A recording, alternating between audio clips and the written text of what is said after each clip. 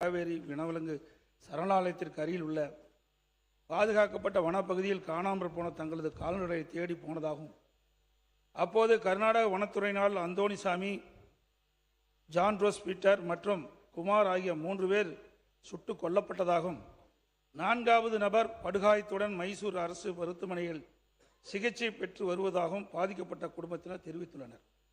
மான் வேட்டையில் ஈடுபட்டதால் இந்நிகழ்வு ஏற்பட்டுவிட்டது என்று வனத்துறையில் சுட்டதாக பாதிக்கப்பட்ட குடும்பத்தில் தெரிவிக்கின்றனர்.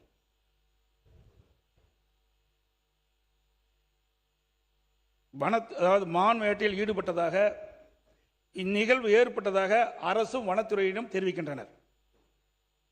கர்நாடக வனத்துறையினால் அப்பாவி தமிழர்கள் 3 பேர் துப்பாக்கியால் சுடப்பட்டு உயிரிழந்த ஒரு துயரமான சம்பவமாகும். துப்பாக்கிச் சூட்டில் மிகப்பெரிய சதி நடைபெற்றுள்ளதாக தெரிவித்து ஹானூர் கிராம மக்கள் போராட்டத்தில் ஈடுபட்டனர். இச்சம்பவம் நடைபெற்ற இடம் 2 மாநிலங்கள் எல்லை பகுதியாகும். நியாயமான விசாரணை நடைபெற வேண்டுமென்றால் இதை சிபிஐ விசாரிக்கத்தான் உண்மை வெளிவரும். எனவே இவ்வழக்கை சிபிஐ விசாரணைக்கு உட்படுத்த உரிய நடவடிக்கையை இந்த அரசு மேற்கொள்ள வேண்டும்.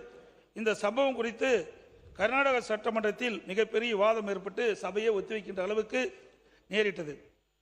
உயிரிழந்த 3 குடும்பத்திற்கு கர்நாடக அரசு அறிவித்துள்ள நிதி ரூபாய் 5 லட்சம் மிக குறைவு. எனவே தமிழக அரசின் சார்பாக பாதிக்கப்பட்ட குடும்பங்களுக்கு தேவையான உதவிகள் செய்ய இந்த அரசை வலியுறுத்துகிறேன்.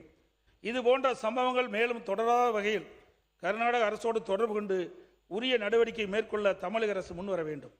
இப்பிரச்சனையின் உண்மை நிலையை தமிழக மக்களுக்கு தெரிவிக்க வேண்டிய கடமை இந்த அரசுக்கு இருக்கின்றது என்று கூறி அரசியலின் கவனத்தை ஈர்த்து அமைகிறேன். மாண்புமிகு உறுப்பினர்